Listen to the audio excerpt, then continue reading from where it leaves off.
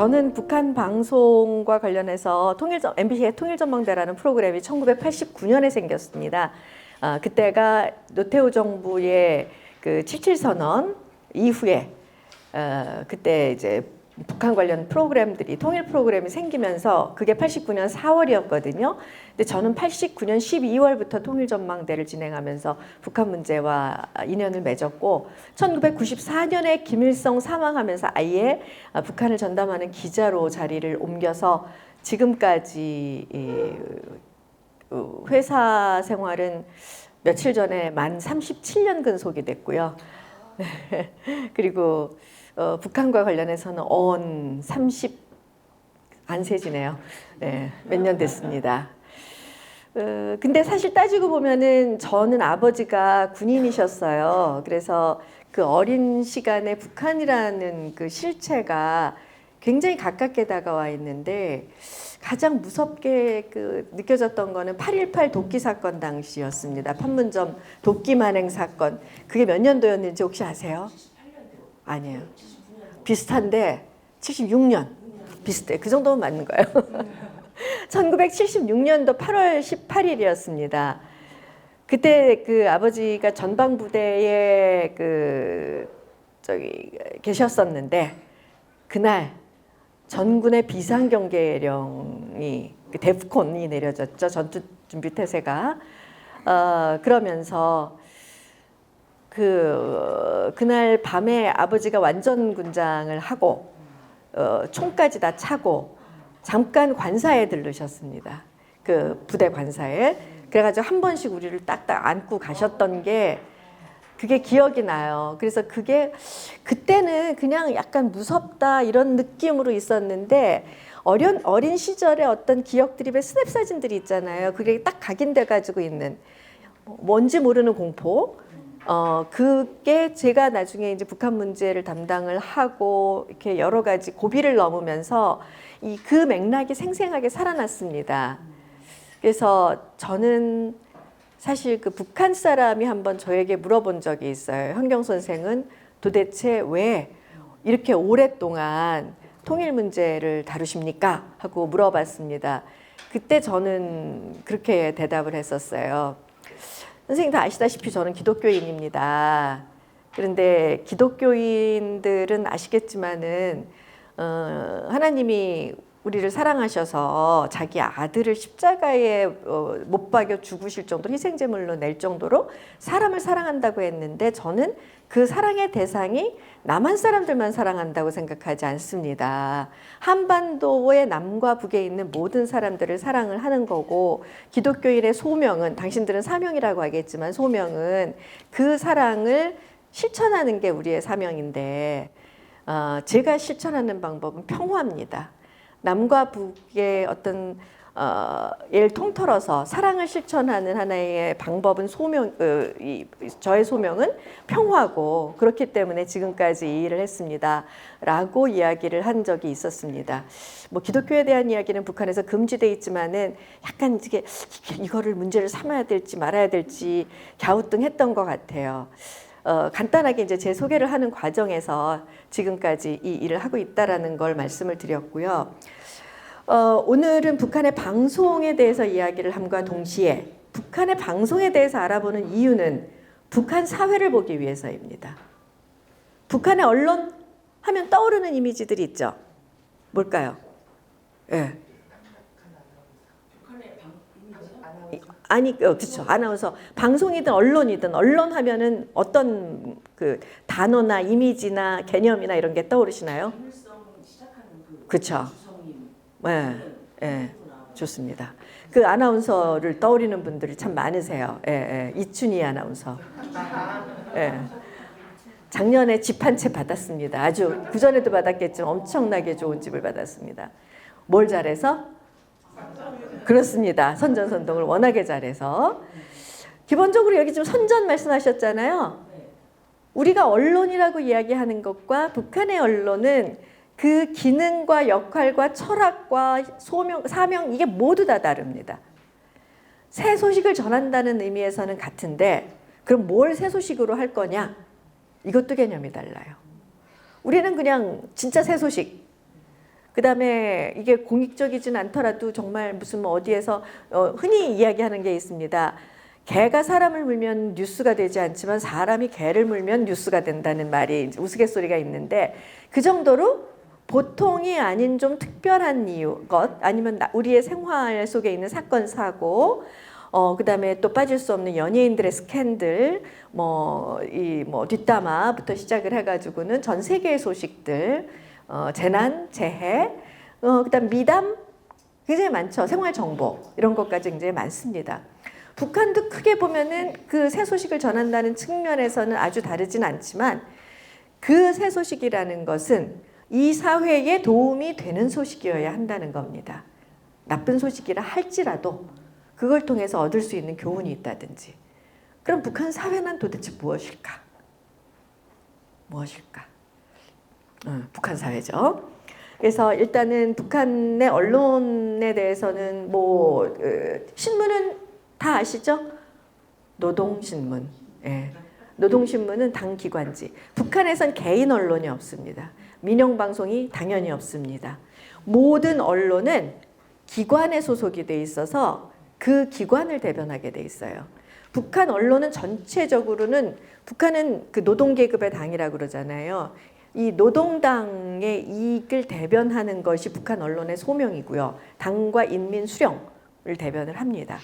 그 중에서 노동신문 하는 거는 노동당, 북한의 그 일당 독재라고 이야기하지만은 일당만은 아니고, 당이 몇 개가 있지만 그 가장 지도적, 모든 것을 지도하는 당, 노동자의 당이 노동당이에요. 노동당의 목소리, 노동당 기관지가 노동신문입니다. 그 이외에 내각기관지가 민주조선이 있고요. 청년단체 기관지가 있는데 청년전이라는 게 있고, 그 다음에 군기관지는 조선인민군이라고 하는 기관지들이 있습니다. 그런 것처럼 도신문, 무슨 신문, 어디든 그 기관과 목적이 없는 신문들은 없어요. 방송은 더 하겠죠. 자, 우리도 1980년 언론 통폐합된 이후에 그때 방송사 몇 개 있었나요? 1980년대에. 네. 2개죠, 2개. 네. 텔레비전 방송 2개입니다. 원래 TBC가 있었어요, 동양방송이. 그거를 통폐합을 해버려가지고 민영방송을 없애버렸죠. 두 공영 체제로 갔었어요. 네. 그렇게 해서 없애버리고, 우리 딱 2개가 있었어요. 그때 KBS, 그 다음에 그러니까 TBC가 KBS2가 2로 됐죠. 그 다음에 MBC 2개가 있었습니다. 원래 EBS도 제3방송이 됐잖아요. KBS. 그러다가 이제 90년대에 들어서면서 다시 돌아가서 이제 그 1, 2방송과 EBS가 독립을 했고, 그 이후에 SBS가 생기게 되죠. 민영이. 그 다음에 CBS, 기독교 방송 같은 경우에도 보도 기능이 있었는데 그 보도 기능을 금지를 시켰죠. CBS에. 그래가지고는 그거를 KBS에다가 줬죠. 그러다가 90년대 되면서 CBS가 보도본부가 다시 살아났습니다. 이게 기본적으로 언론, 우리가 굉장히 이게 북한에만 있는 현상이라고 생각을 하는데, 북한하고 비교할 수 없지만 그래도 돌이켜보면 여기에 계시는 분들의 상당수가 그때 당시를 잘 기억을 하시면 이게 밑자락을, 북한을 이해하는 밑자락을 까는데 좀 도움이 될까 하는 말씀으로 드렸습니다.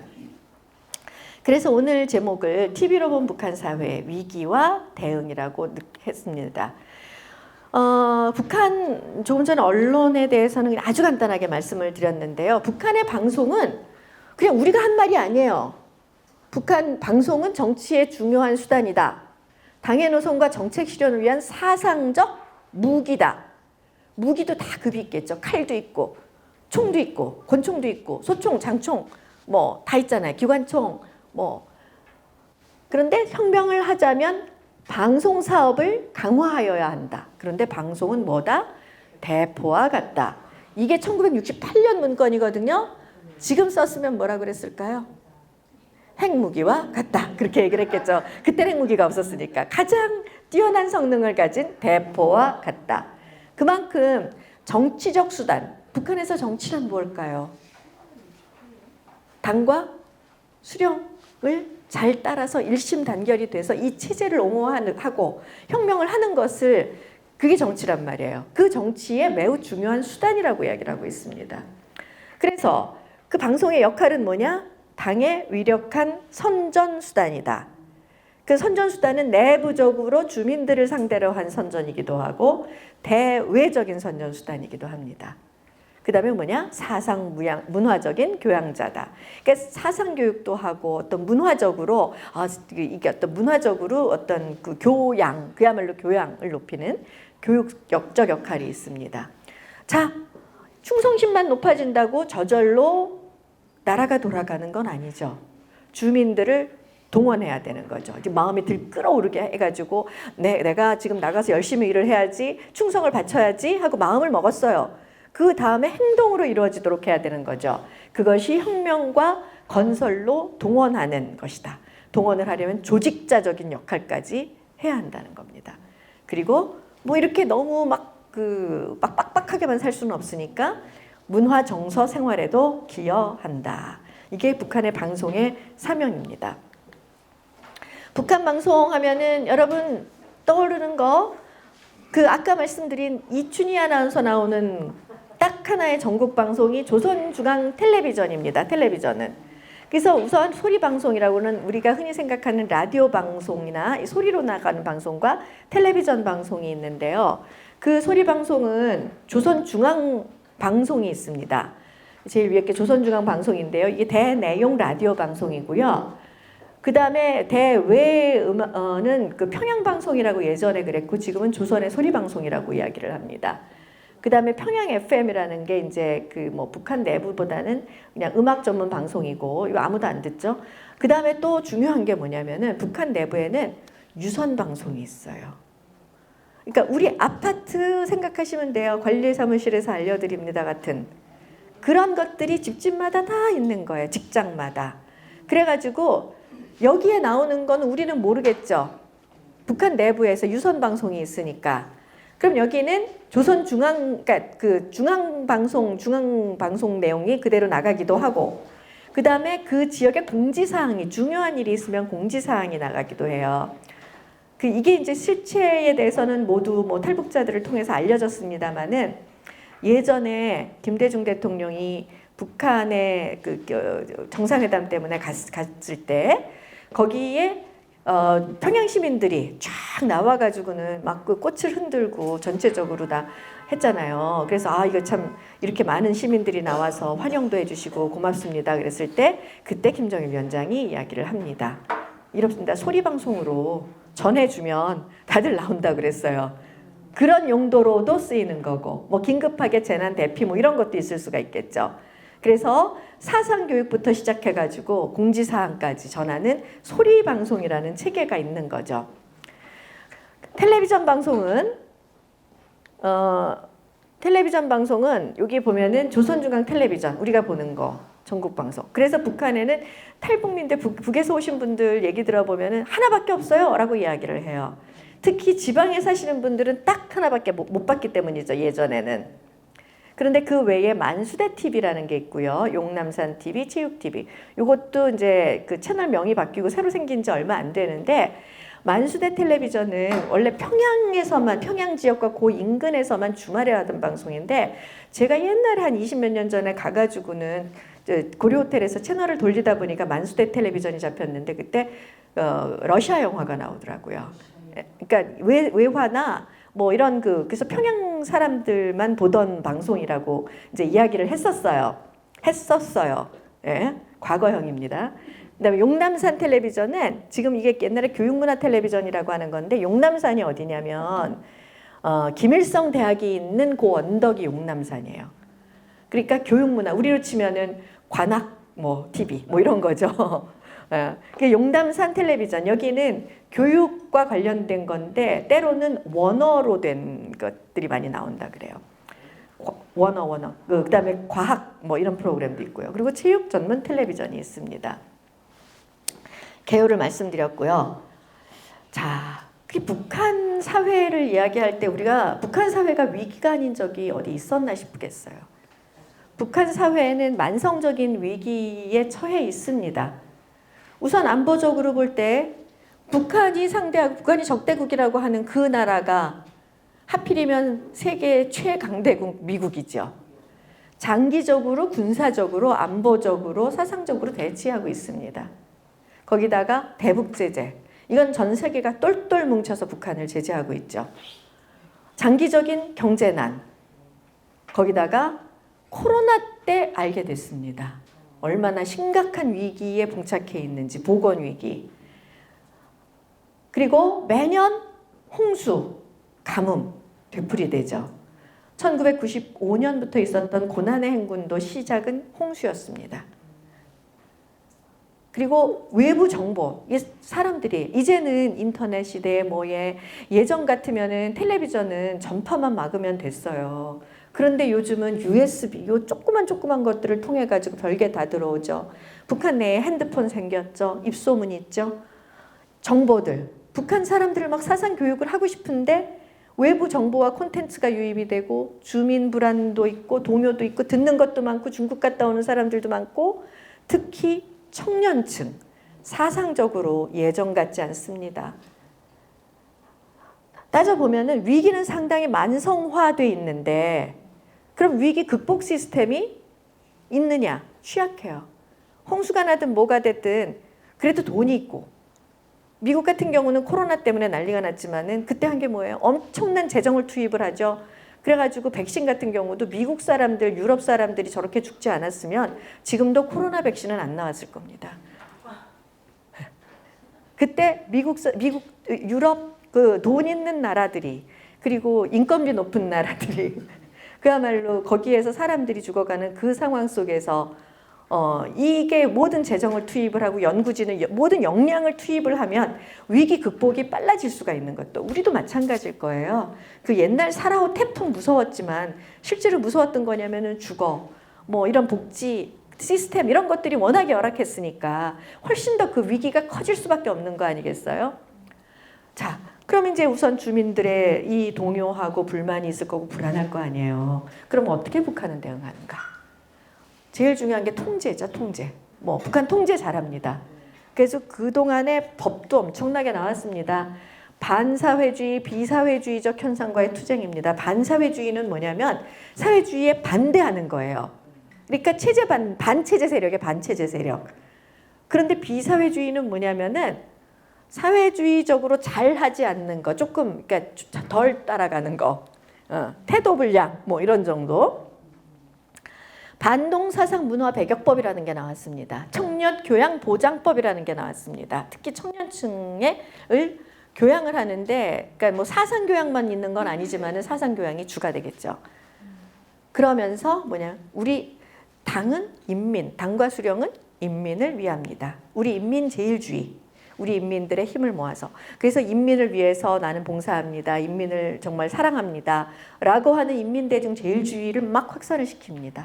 그리고 그 중에서도 취약계층, 북한에 있는 사람들이 상당수가 취약계층이겠지만 그 중에서도 특히 취약계층, 고아 대표적이겠죠.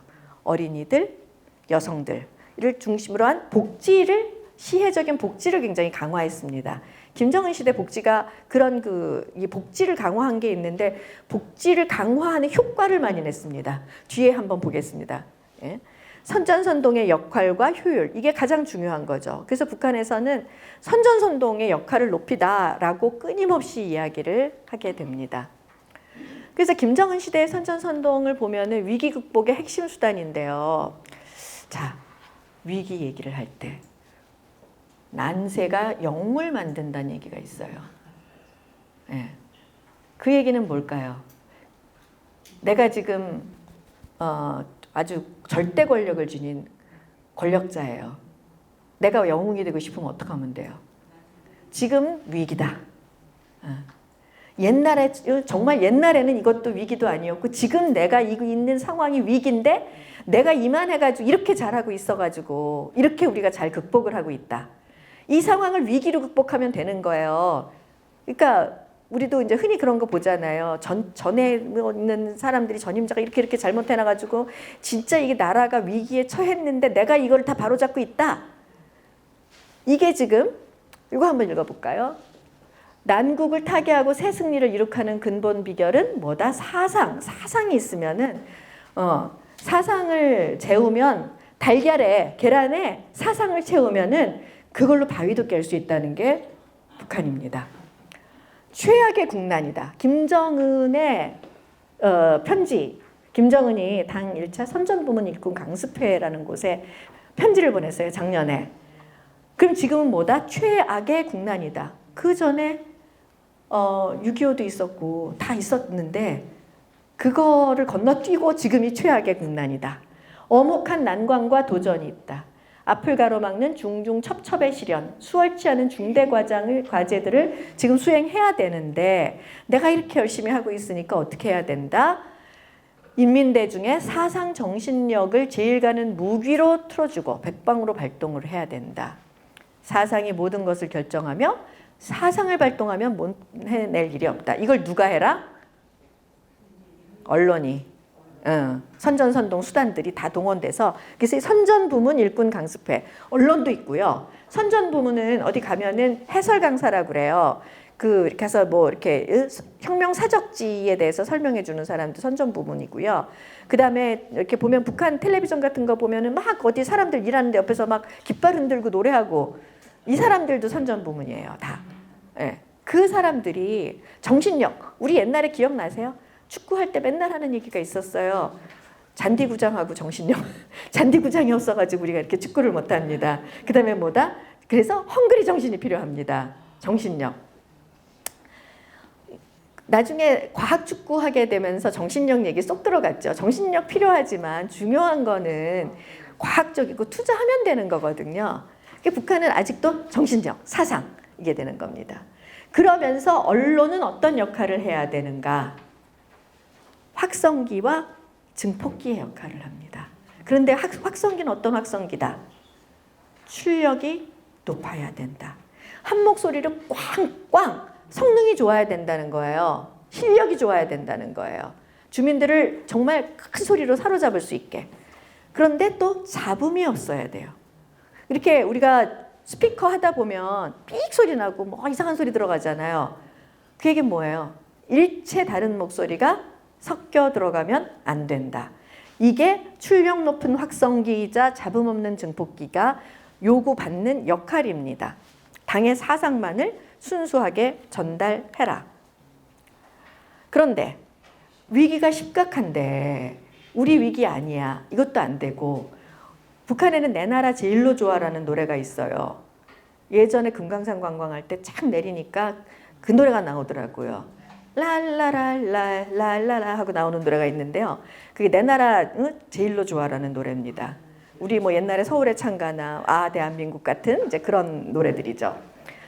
그게 이제 나오는데 아무리 그래 봐야 내 나라 제일로 좋아 아무리 불러봐야 주민들이 그걸 인정을 해야 될 거 아니에요. 너무 그렇게 막 동떨어진 얘기를 하면 안 되잖아요. 그래서 인민이 인정하면서 호응하는 방식으로 해야 된다. 너무 비현실적이거나 과장된 표현으로 분칠하지 말아라.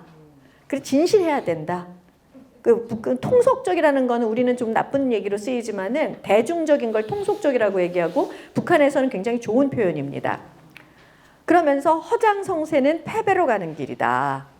그러니까 이게 이 얘기는 뭐냐면 선전성동사업도 허장성세하지 말고 인민들에게 눈높이에 맞춰서 조금 많이 솔직하면 안 되는 거고 이제 조금 솔직하게 해라. 이제 이 얘기입니다. 그래서 잘못하면 이렇게 동떨어진 얘기를 하면은 반동적인 사상 문화의 진지를 빼앗기게 됩니다. 무슨 얘기냐? 진지라는 거는 사람들이 듣는 정보나 이런 것들이 있는데 이 얘기 들어봐야 재미도 없고 소용도 없고 정보도 없고 이러면 어떡하겠어요? 거짓말 같고 뭐 좋은 소식 없어? 딴 소식에 귀를 기울이게 되겠죠. 그래서 이제 그 얘기입니다. 그래서 객관적인 현실을 인정하면서 그에 알맞는 방법과 내용을 찾아라. 왜? 의사는 환자의 병과 체질을 잘 보고 거기에 맞는 처방을 내리듯이 선전선동도 그렇게 해라 라는 겁니다. 이것도 2019년 김정은이 보낸 서한입니다. 초급 선전 일꾼 참가자들에게 보낸 서한입니다. 북한이 최근에 가장 큰 위기라고 했던 게 작년에 북한에 코로나가 발생을 했습니다. 그 코로나 위기는 엄청난 위기죠. 그래서 이 코로나가 발생하기 전 북한의 텔레비전을 보면 이 코로나라는 그 위기가 발생을 했을 때 북한은 어떻게 했느냐? 완전히 문을 걸어 잠궜습니다. 나가지도 못하고 들어가지도 못하고 심지어 물건이 들어가도 중국 국경 같은 데다가 놓고서 3주를 격리를 했어요. 물건을 소독하고 뭐하고 뭐 사람은 뭐 일체 못 다녔고요. 나중엔 어디까지 갔냐면은 중국 국경에서 새 넘어오면은 새가 바이러스 물고 온다고 쐈어요. 네. 그런 정도까지 마지막에는 그런 식으로까지 갔었던 거예요. 그런 상황에서 코로나가 발생을 했고 막 외신들이 계속 하는데 북한 텔레비전에 가장 자주 나오던 화면들입니다. 이게 뭡니까? 무덤. 무덤과 시신들이 많이 나옵니다. 북한에서는 코로나19를 신종 비루스라고 불렀는데요. 해외 환자와 사망자가 발생했다는 상황들을 엄청나게 계속 보도를 정말 자세하게 했어요. 그러다 보니까 텔레비전 화면에서 비춰준 거는 중환자, 막 그 인공호흡기 쓰고서 막 그냥 숨 넘어가는 사람들, 뭐 앰뷸런스, 그다음에 시신들, 그다음에 이 무덤 팔 곳이 없어가지고는 막 포크레인으로 한꺼번에 쫙 무덤 파가지고 하던 그런 사진들. 그래서 어떻게 얘기를 했냐면은 방역에 실패하면 북한 내부가 치명적인 재앙이 올 거다. 그래서 김정은이 자기가 고민과 두려움이 많았다고 막 얘기를 했어요. 주민들한테. 그러니까 협조를 해라. 그러다 보면 어떤 생각을 하게 되냐. 북한 밖은 그냥 자연스럽게 지옥이다. 예. 그러니까 공포를 유발하는 거죠. 이 무렵에 북한 유탈 주민들 그 얘기하는데 아우 죽겠어요. 그래서 왜요? 그랬더니 집에서 전화해서 맨날 운대요. 북한 거기에서 남조선에 지금 코로나 발생해서 지옥이라는데 너 죽는 거 아니냐고. 그렇게 걱정을 남쪽에 와 있는 그러니까 왜 그 제3국을 통하거나 중국 폰을 통해서 연락이 되잖아요. 그만큼 공포가 엄청났던 거죠. 우리도 사실은 코로나의 실체에 대해서 처음에 모를 때는 엄청난 공포를 가지고 있었잖아요. 그러면서 대중의 방역 위기 의식을 고조를 시키면서 어떤 통제를 엄청나게 강화했습니다. 이 시기에 북한의 통제망, 통제 관련한 법규, 제도, 시스템들이 엄청나게 강화가 됩니다. 긴장 각성해야 된다. 정치 사상 사업을 엄청나게 공세적으로 실시를 합니다. 그러면서 전 세계에서 유일하게 북한만 코로나가 안 나왔다. 이건 누구 덕분이다? 노동당과 수령 덕분이다. 되는 거죠. 그러면서 함께 위기를 극복하는 지도자의 모습을 굉장히 강화를 시킵니다. 이게 2020년 10월에 우리 인민들 모두 무병무탈해서 감사합니다라고 눈물을 흘리면서 대중연설을 합니다. 이때 막 북한 주민들 뭐 난리가 났습니다. 고마운 게 우리가 병에 안 걸려서 고맙다니요. 울컥. 그러다가 상황이 완전히 반전이 됐습니다. 2022년 5월에 처음 북한이 코로나 발생을 시인을 하게 됩니다. 그래가지고 그때 시인을 하는데 이때 자 한번 생각을 해보세요. 북한 밖은 지옥이라 그랬어요. 한번 걸리면 큰일 난다. 오면 치명적 재앙이다. 다 죽었다. 엄청나게 공포를 유발했는데 막상 북한 내에서 병이 돌아버린 거예요. 이젠 숨길 수도 없어요. 그렇다 그러면은 이게 부메랑이 돼서 돌아올 수밖에 없는 거예요. 이거 걸리면 다 죽는다 그랬는데, 그래서 방역을 잘해야 된다 그랬는데, 방역을 정말 사람을 죽일 정도로까지 방역을 했는데, 그렇다 그러면 과도한 공포에 대한 담론이 주민들의 동요와 공포를 오히려 가중시키는 부메랑 효과가 오게 되는 거죠. 그러면서 초기에 어떤 일이 발생했냐면 진짜 그 총격전을 무릅쓰고 중국으로 도망을 가가지고 중국에서 붙잡힌 사람이 있었는데 실제로 그 중에 한 2명 정도가 코로나 환자였다고 하더라고요. 그거 왜 그랬겠어요? 북한에 정보도 그렇지만은 약이 없잖아요. 백신도 아무도 못 맞았잖아요. 그런 상황. 백신 없죠? 약품 없죠? 그 다음에 감염병 걸리는 거 대응 역량 없는 거 알아요. 그러면서 북한이 위기 커뮤니케이션을 가동을 합니다. 예전 같으면 북한이 무슨 위기가 생기면 나쁜 소식은 알리진 않았어요. 자기네들끼리는 쉬쉬하지만은 밖으로는 위신이 떨어진다고 생각을 해서 알리지를 않았었어요. 그리고 주민들한테도 그냥 조용히 또 지나가다 보면 또 뭐 금방 지나간다고 생각을 하는데 더 이상 그렇게 할 수가 없는 거죠.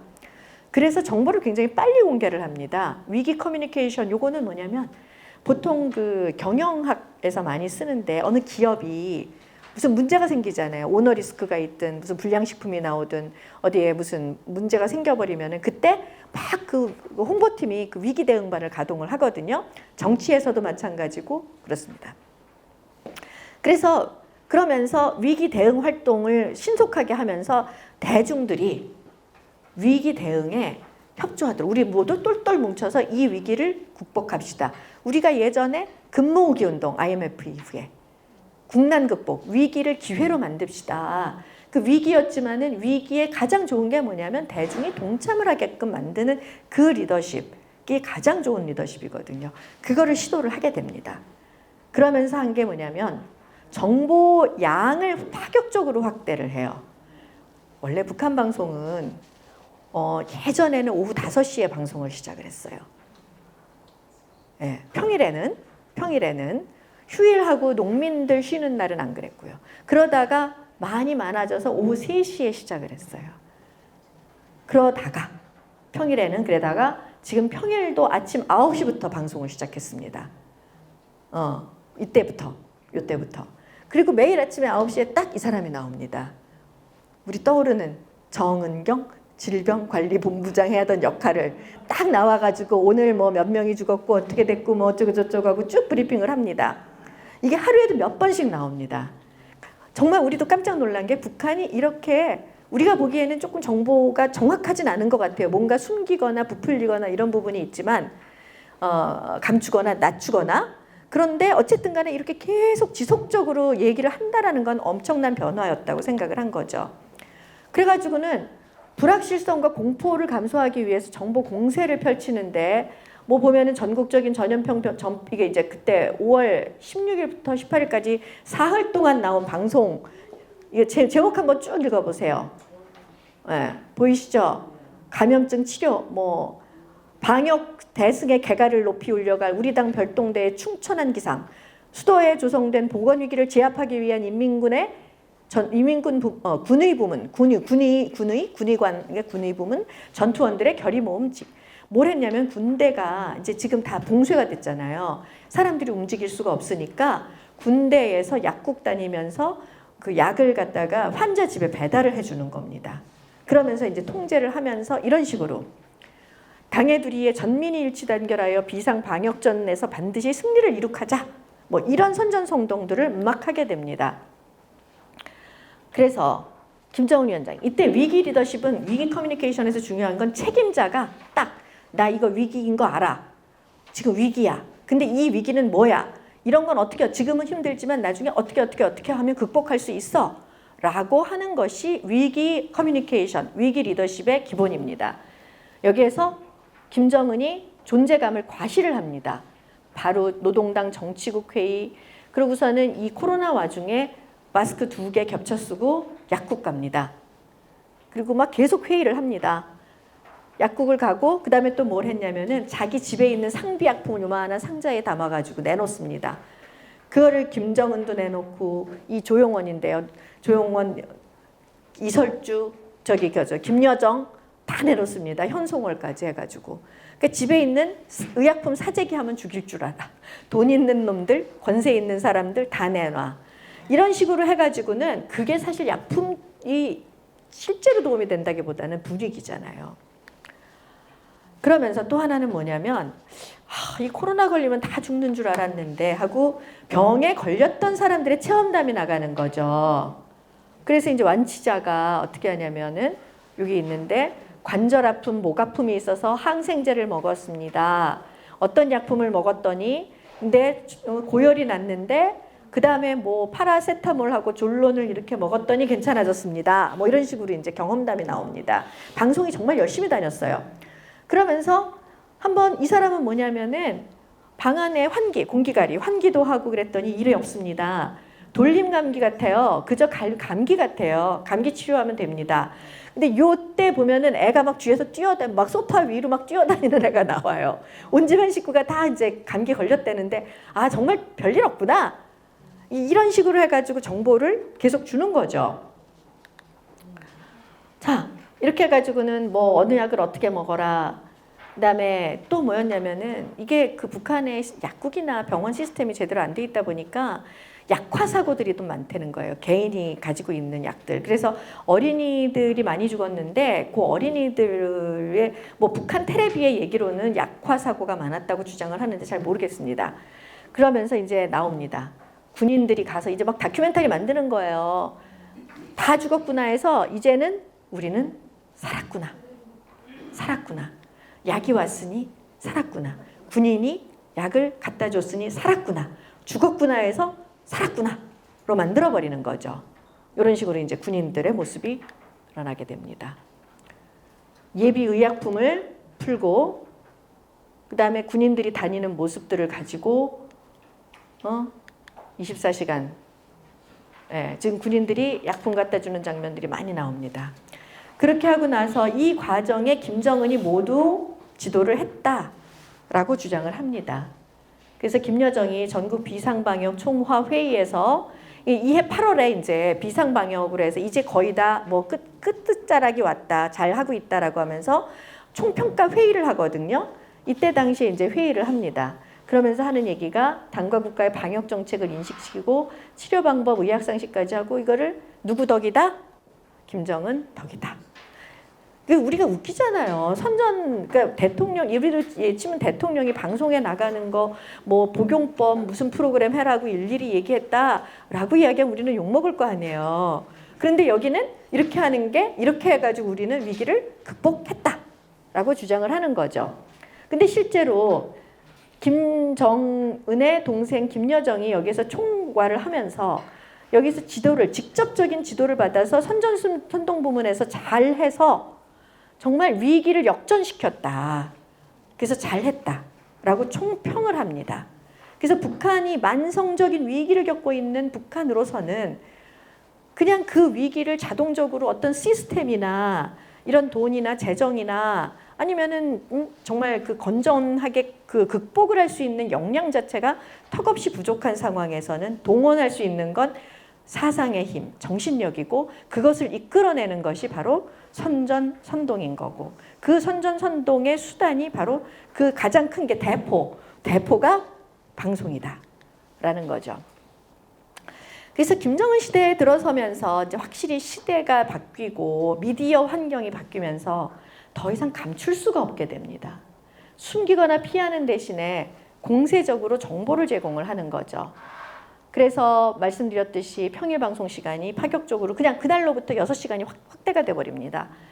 그 다음에 지금까지도 그 길어진 방송 시간이 유지가 되고 있는 상황입니다. 기상위기 때 북한 사람들 입장에서는 무더기비라고 그럽니다. 집중호우를.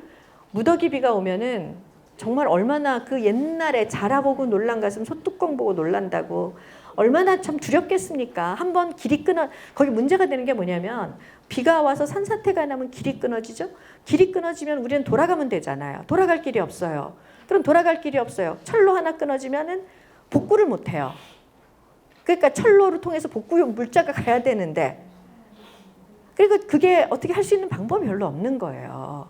지금은 우리가 양화대교 막히면 마포대교로 돌아가면 되잖아요. 북한의 대부분의 길들이 그렇게 안 돼 있거든요. 그 다음에 한번 뭐 탄광, 노천광들인데 수직갱들 뭐 이런 것들이 잠겨버리면 산업 전반에 문제가 생겨버리거든요. 이거를 예방하기 위해서 이제 하는데 정보를 제공을 합니다. 2020년 때는요 24시간 재난 방송을 합니다. 그래서 어디에서 사람들이 인명피해가 없도록 산업피해가 없도록 미리미리 대비를 시키고 선전선동 방송이 계속 나오게 되는 거죠. 그러면서 피해자들에 대해서는 내가 돕는다. 그러니까 피해가 엄청나게 많이 온 곳은 또 직접 방문을 합니다. 구호 물품을 보내기도 합니다. 그러면서 어떻게 보면 우리는 어떤 이런 문제가 생기면은 이거는 뭐 인재다, 누가 책임질 거냐라고 이야기하는데 그게 아니라 오히려 이 위기 속에서 잘 해준 당과 수령을 칭송하는 것으로 연결을 시켜버리는 거죠. 반대로. 이런 패턴이 계속 진행이 되는 겁니다. 방송의 양이 굉장히 많아졌다고 그랬는데요. 이거는 잡음 없는 증폭기가 돼야 돼. 잡사상. 다른 것들이 들어올 공간을 없애는 것이 됩니다. 그냥 계속. 시간이 만약에 방송 안 나가는 시간에 딴 거 볼 수 있잖아요. 24시간 방송이 나가도록 해놓는 거죠. 더더군다나 인터넷 같은 경우에는 제국주의자들이 반동적인 사상 문화를 대대적으로 유포시키는 데 대처하여 북한 내부에는 인터넷이 없고요. 인트라넷이 있어요, 국가.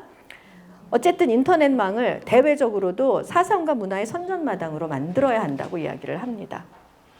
그래서 북한 텔레비전 편성표를 보여드리는데요. 이거 2023년 1월 15일자인데요. 보면 엄청나게 빼곡하게 그냥 제목 한번 훑어보세요. 이게 이제 오후 3시 20분까지, 그다음에 저녁 6시 28분까지 여기까지 해가지고는 쭉 보시면은 8시 보도도 있고 해가지고 이런 식으로 구성이 되어 있습니다. 아까 북한의 전국 텔레비전이 하나밖에 없다고 그랬죠? 조선중앙 텔레비전. 근데 요즘은 그렇게 얘기하면 안 되더라고요. 만수대 텔레비전은 뭐라 그랬어요? 평양에서만. 그다음에 용남사는 교육문화. 그다음에 스포츠 전문 TV라고 그랬는데요. 북한에 뭐가 생겼냐면은 IPTV. 우리 그 셋톱박스 있잖아요. IPTV 보시는 집에서. 그거 보시는 요즘 우리 집은 지니고 어디는 SK도 보시고 이제 그 셋톱 있죠. 그게 생겼어요. 그러니까 전 주민들이 가지고 있는 건 아니지만은 망TV 다매체 열람기 만방, 그 이름이 만방이라고 하는 셋톱이 생겨가지고 전국적 범위에서 24시간 접속이 가능합니다. 전화선으로 연결을 해가지고 그렇게 해가지고 이게 어떻게 보면 계속해가지고 딴 생각을 하지 않게끔 북한이 관영 매체가 24시간이 나가도록 되어 있어요. 그래가지고 초기 이걸 보면은 모뎀으로 접속을 해가지고든 들어가는 건데요. 여기 메뉴들입니다. 실시간 방송을 치면은 조선중앙 텔레비전, 만수대 텔레비전, 아까 답해드렸던 거죠. 용남산 텔레비전. 만수대 텔레비전 예전에는 평양 인근에서만 본다고 그랬잖아요. 만방을 깔아놓으면 신의주에서도 볼 수 있는 거예요. 그 다음에 중앙방송은 라디오 방송입니다. 그리고 텔레비전 VOD가 되는 거예요. 우리도 요즘은 실시간 생방송 본방사수 안 해도 되잖아요. 예. 그 VOD, 주문형 비디오를 해가지고 나중에 보면은 여기서 실시간 방송도 볼 수 있지만 조선중앙텔레비전, 용남산 여기서 쭉쭉쭉쭉 해가지고는 이제 딱 들어가면은 뭐 예를 과학 분야도 있고요. 이거 엄마들이 좋아하는 거죠. 애들 보게 해주려고 학생들이. 그리고 북한에서는 이런 그 정보가 많지 않기 때문에 이게 굉장히 중요하더라고요. 우리 같으면 무슨 텔레비전에서 과학 프로그램 하면 누가 봐요. 근데 많이들 보는 것 같아요. 이거 보면 외국어 학습 프로도 있고요. 과학기술 소식, 단신, 이런 식으로 들어가게 됐고 체육 페이지들이 이렇게 되어 있습니다. 그 김정은 시대의 커뮤니케이션 전략도 보면은 시간만 늘렸다고 보는 게 아니잖아요. 재미가 있어야 볼 거 아니에요. 그 좀 화려해야 되잖아요. 그래가지고 형식적으로 제가 여기 보면은 중요합니다. 여기서 형식 면에서의 아주 획기적인 변화가 일어납니다. 요거 보시면 다음 페이지에 들어가는데요. 요 편집물을 저희가 또 편집을 했는데요. 이런 식으로 갔어요.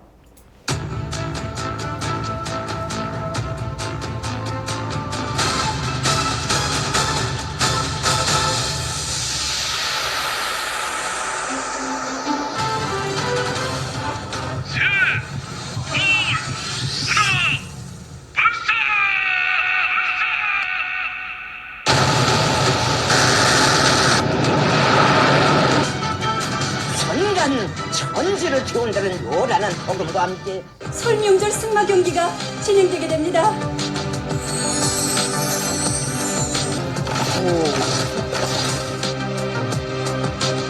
먼저 빠른 후보 경기가 진행된 다음 잔입을 뛰어넘기 경기.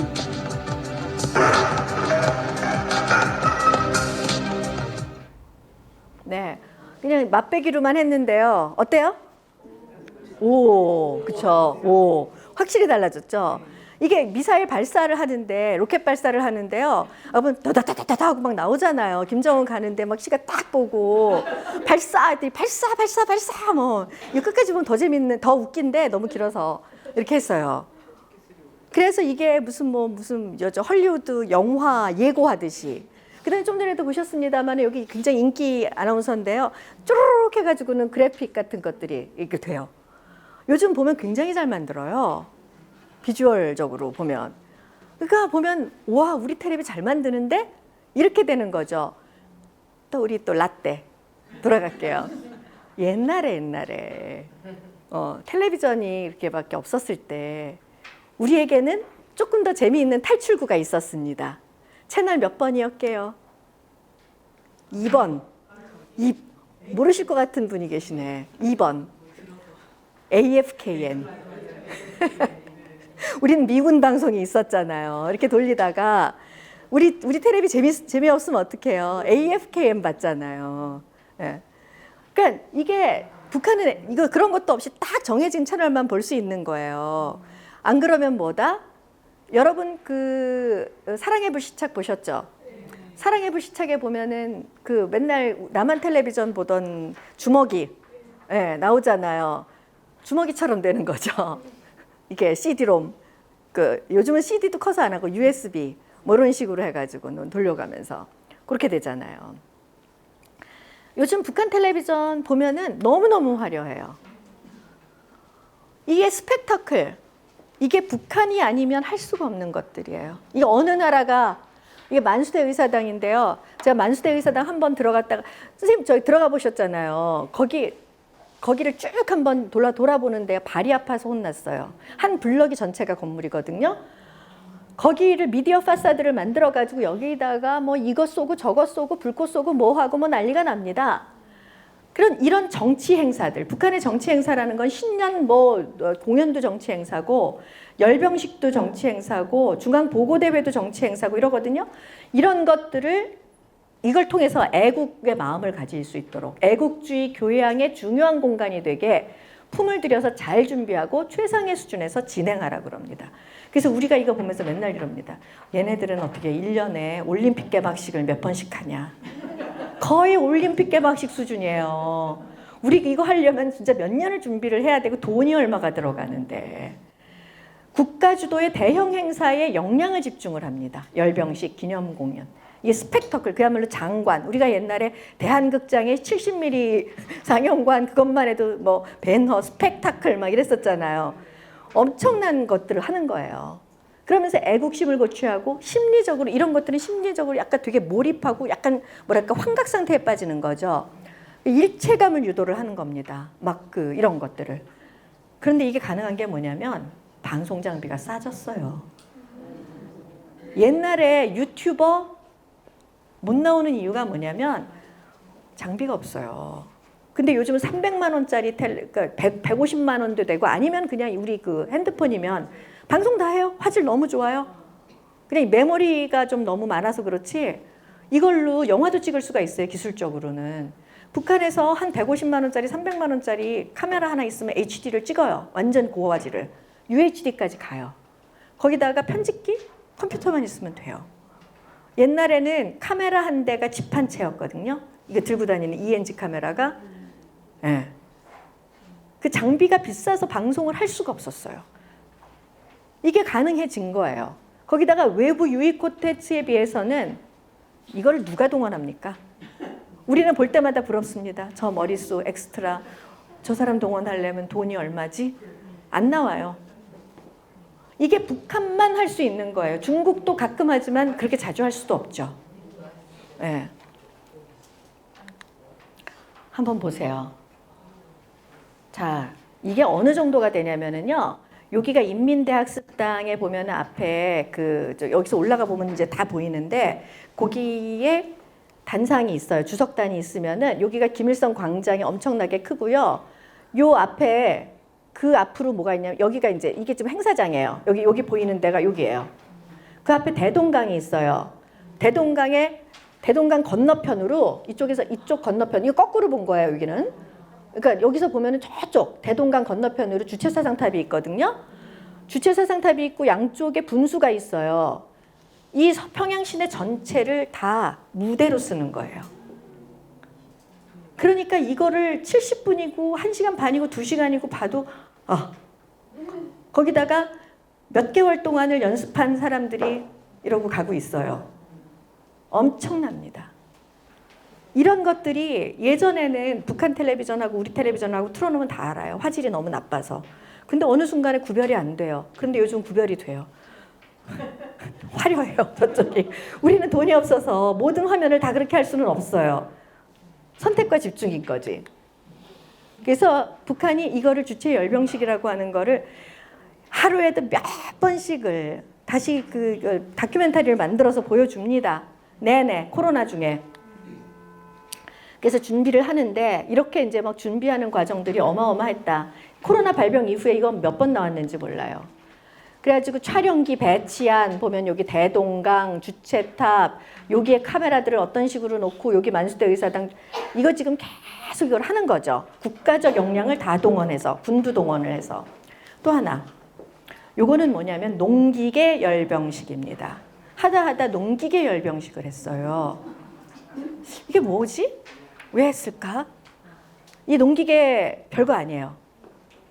북한에서 추수를 해야 되는데 이때 작년에 상황이 되게 안 좋았어요. 한참 농번기 때 코로나가 번지고 그리고 기상 조건도 안 좋고 이래가지고 이제 막 군량미까지 풀었는데도 북한이 너무 그 식량 사정이 안 좋은 거예요. 이 상황에서 작년에 농사마저 망치면 이제 큰일 나는 상황이죠. 그래서 어떻게 했느냐? 농사는 기계화해야 된다. 농기계를 보내주마. 북한에서 가장 곡식을 많이 생산하는 곡창지대도가 어디? 황해남도. 네. 황해남도예요. 황해남도에 농기계를 수천 대를 보냈는데 뭐 별건 아니지만 어디서 생산했다? 군수공장. 국가가 총동원돼서 무기를 생산하는 곳에서 지금 당장 농기계를 생산해서 보냈어요. 그래서 여기 모인 그 축구장, 이게 축구장 8개 면적이래요. 농기계가. 그래서 한 줄로 세우면 20km 분량이래요. 이거 누가 세워봤는지 좌우간 그 나온 얘기예요. 한 줄로 쭉 세우면 20km 분량의 농기계를 각을 쫙쫙 좌우 대각선까지 다 맞춰가지고 해놨죠. 시각적 효과가 극대화가 됩니다. 한번 생각해 보세요. 이거를 아직 급해 죽겠는데 그냥 협동농장으로 바로 보내면 되잖아요. 이거를 모아서 줄을 세워서 해주로 모아서 이걸 다시 보냈어요. 그 얘기는 뭐겠어요? 이 효과라는 게 단지 이런 그 농기계가 당장 가서 오늘 한 번 더 일하고 이게 중요한 게 아니라 심리적인 것들 효과. 지금 이렇게 잘 되고 있다. 열심히 하자. 너네들 굶어 죽지 않게 해줄게. 당만 믿고 따라와. 우리 잘하고 있지? 그러니까 더 열심히 해. 너네들 다 열심히 해. 농기계 보내줬으니까 모두 다 애국농민이 되자. 바로 이런 효과들이 있는 거죠. 해주에서 다시 군읍 리단위 협동농장으로 재분배를 했겠죠. 이동과 분배에서의 시간, 에너지 비효율이 있지만 그럼에도 불구하고 이 스펙타클 효과가 극대화된 것은 한정된 자원으로 체감 효과를 극대화하는 데서 엄청난 효과가 있다는 거죠. 나름 스마트하게. 네. 우리 같으면은 이게 벌써 기사 난 벌써 생각나요. 무슨 뭐 돈잔치 보여주기 행사 뭐 이러고 했었을 거예요. 김정은 시대의 커뮤니케이션. 그러나 지금 굉장히 화려해진 거 아까 보셨잖아요. 확실히 달라진 거. 그래픽도 잘 만들고. 형식적에서 엄청 파격적인 변화라고 그랬죠. 그런데 내용으로 들어가 보면 너무나 경직돼 있고 너무나 교조적이고 지금 텔레비전은 과거에 비해서 과거에도 그랬지만 과거보다도 훨씬 더 잘 만들지만 동시에 그 역할이 강조가 되고 있습니다. 당원들의 사상 교재로 활용되는 텔레비전. 그래서 핸드폰을 들고 다니든 뭘 하든 만방 열람기로 보든 그 만방 열람기에 대한 그걸 사용한 사용자의 소감 인터뷰가 북한 텔레비전에 나온 적이 있어요. 거기서 어느 당 간부가 이야기를 하더라고요. 출장을 가게 되면 예전에는 그 전날 텔레비전 보도를 놓쳤었는데 이제는 출장을 가도 볼 수 있게 됐다. 그 보도 보는 게 뭐예요? 김정은 동정 혁명활동 보도. 이런 것들이거든요.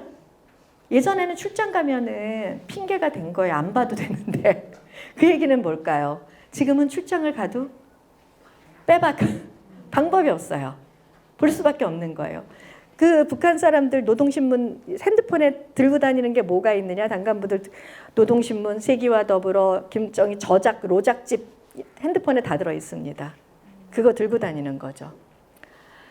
그래서 당원들의 사상교재로 활용이 됩니다. 항일 빨치산 비밀공작원, 예를 들어서 이게 회상기 같은 것들이 들어가는데 그 회상기나 이런 것들이 뭐냐면 옛날에 우리 할아버지가 우리 아버지가 뭐 이렇게 충성을 다해서 외놈이 무슨 가슴에 총구를 들이대는데 뭐 나는 뭐 김일성 만세를 죽으면서 뭐 부르면서 죽었다 뭐 이런 얘기들, 그런 얘기를 정말 화려하게 잘 만들어요. 그런 얘기를 너무너무 화려한 형식과 볼거리로 혁명 전통 교양의 당의정을 만드는 거예요. 그러니까 그 옛날에 쓴 약에 단 코팅을 한 거를 당의정이라고 그랬잖아요. 요즘은 당의정도 없는 것 같아요. 그래서 뭐 예를 들어서 이거는 여기 신념의 외침이라는 게 바로 그런 거였고요. 영원히 가리라 백두의 혁명 행군길을, 이거는 2019년 말에 김정은이 백두산 방문을 계기로 해가지고 백두산에 가면 배울 게 있다고 그래가지고 그걸 백두산 대학이라고 그랬거든요. 그래서 그거를 한겨울에 백두산을 참관을 통해서 혁명 전통 수령 사상 학습 열풍이 불었는데 바로 이제 그런 걸 얘기를 하는 겁니다.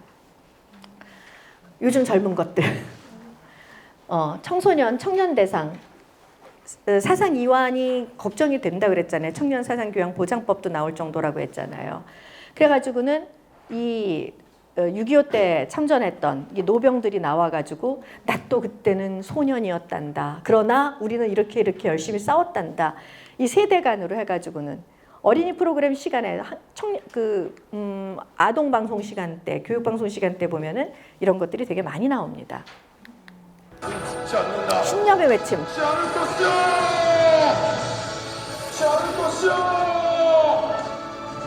10년이 걸릴지 20년이 걸릴지 편집 잘했죠? 나라 이룬 민족의 남은 생에 아버지의 불굴의 생에 대해서 알려주는 것이 그의 아들로서 혁명의 이세로서 나의 마지막 임무라고 생각한다. 인내성 있게 묻고 세워서 그 이후 투사가 바로 나의 어머니 황정연입니다. 분명 우리가 여기서 만나는 것은